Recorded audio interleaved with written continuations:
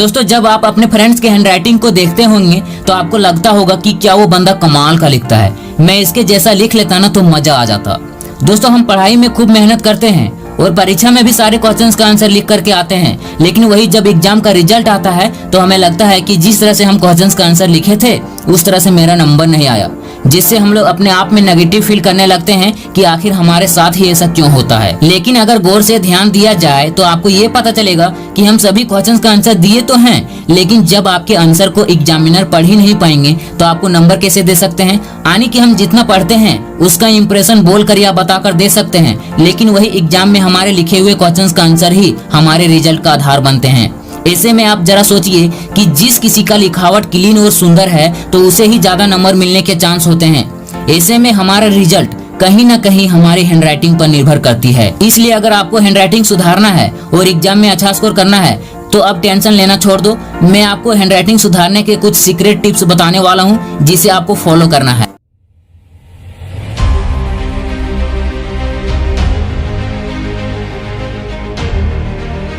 Tip number 1, pen को सही तरीके से पकड़ना। कुछ लोगों को सही तरीके से पेन भी पकड़ना नहीं आता, जिससे उनका हैंडराइटिंग खराब हो जाता है। अक्सर लोग सुंदर हैंडराइटिंग बनाने के चक्कर में पेन को बहुत ज्यादा टाइट से पकड़ते हैं और लिखते समय वो दबा कर लिखते हैं, जिसके कारण उनकी उंगलियों में जल्द ही दर्द होने लगता है और ऐसे में वो लंबे समय तक नहीं लिख पाते हैं।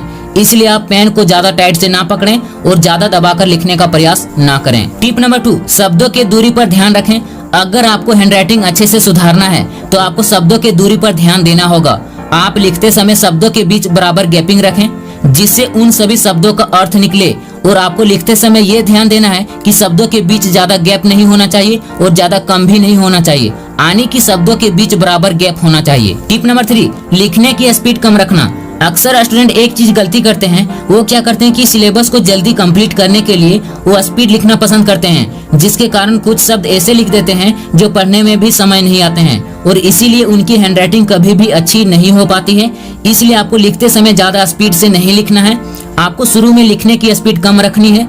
जैसे जैसे आपका हैंडराइटिंग इंप्रूव होता चला जाएगा वैसे वैसे आप लिखने की स्पीड बढ़ा सकते हैं। टिप नंबर 4, लिखने की प्रैक्टिस। दोस्तों अगर आप डेली लिखने की आदत बना लोगे तो आप लिखने में एक्सपर्ट बन जाओगे और साथ ही साथ आपकी हैंडराइटिंग इंप्रूव होती चली जाएगी। ऐसा इसलिए होगा क्योंकि रोज लिखने से आपकी पेन पकड़ने की हैबिट अच्छी हो जाएगी और आप अच्छे से लिख पाओगे। दोस्तों मैं आपको एक बात बताना चाहता हूँ कि लोग चीजों को आसानी से पढ़ना पसंद करते हैं, अगर वही लिखने की बात होता है तो थकावट की डर से नहीं लिखते हैं। इसलिए अगर आपको हैंडराइटिंग में सुधार करना है तो आपको लिखने की आदत बनानी होगी। तो दोस्तों आपको ये वीडियो कैसा लगा? अगर अच्छा लगा हो तो आप चैनल को जरूर सब्सक्राइब करें और दोस्तों के साथ जरूर शेयर करें और वीडियो को लाइक जरूर करें। जय हिंद।